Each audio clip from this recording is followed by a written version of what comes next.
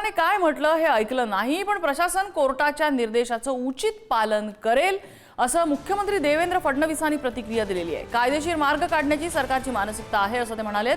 महिला पत्रकारावर झालेला हल्ला चुकीचा आहे, कुठेतरी गालबोट लावणारा आहे असं त्यांनी म्हटलंय। हा हल्ला महाराष्ट्राच्या संस्कृतीला अशोभनीय वर्तन आहे आणि त्याचा निषेध झालाच पाहिजे असंही फडणवीस म्हणाले। काही लोकांनी धुडगूस घातल्यामुळे व्यापारी दुकानं बंद करून गेल्याचं त्यांनी सांगितलंय। दुकानं बंद करायला कुणीही सांगितलं नव्हतं असं फडणवीसांनी स्पष्टीकरण दिलंय। कोर्टाने मला जे समजलं त्यात हेच सांगितलेलं आहे की जी काही परवानगी होती ती परवानगी काही अटी शर्तींचा होती, त्याचं उल्लंघन झालेलं आहे आणि विशेषतः रस्त्यावर जे काही गोष्टी चाललेल्या आहेत त्या संदर्भात कोर्टाने प्रचंड नाराजी व्यक्त केलेली आहे आणि काही निर्देश हे दिलेले आहेत।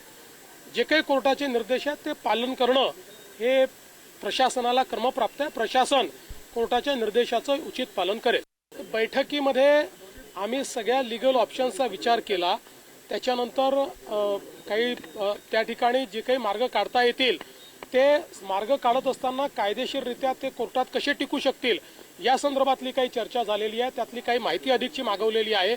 ती माहिती आल्यानंतर पुन्हा एकदा आम्ही बसलो होतो आणि या संदर्भात एकदा जे काही मार्ग आपल्याला काढायचे आहेत हे जर कायदेशीर मार्ग काही जर त्यातनं शक्य असतील तर ते काढण्याची आमची मानसिकता आहे, त्याच्यावरच आमचं वर्किंग चाललेलं आहे। महिला पत्रकारांचा विनयभंग हे कुठेतरी गालबोट लावणार आहे, कारण आपण 30 पेक्षा जास्त मराठा मोर्चे बघितलेले आहेत, त्याची शिस्त बघितलेली आहे आणि मला असं वाटतं की त्या मोर्चानंतर सरकारने सकारात्मकतेनं केलेला निर्णय देखील त्या काळातला किंवा शिंदे साहेबांच्या काळातला आपण बघितलेला आहे।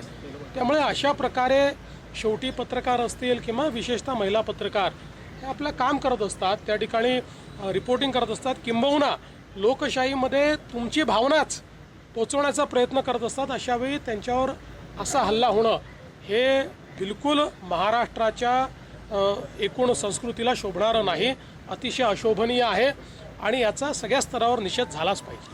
पहिल्या दिवशी जो काही लोकांनी धुडगूस घातला त्यामुळे व्यापाऱ्यांनी दुकानं बंद केली, ते निघून गेले आणि मग लगेच आम्हाला उपाशी ठेवण्याचा प्रयत्न केला वगैरे आरोप लागले, पण ते काही कोणीही त्या व्यापाऱ्यांना सांगितलं नव्हतं। तिथे काही लोकांनी धुडगूस केल्यामुळेच ते व्यापारी निघून गेले होते। पण नंतर आम्ही त्यांना सांगितलं तुम्ही दुकानं उघडी ठेवा, आम्ही पोलीस फोर्स ठेवतोय, कुठेही आम्ही काही उधळणार नाही। त्यांनी दुकानं उघडी ठेवली, दुकानं उघडी आहे।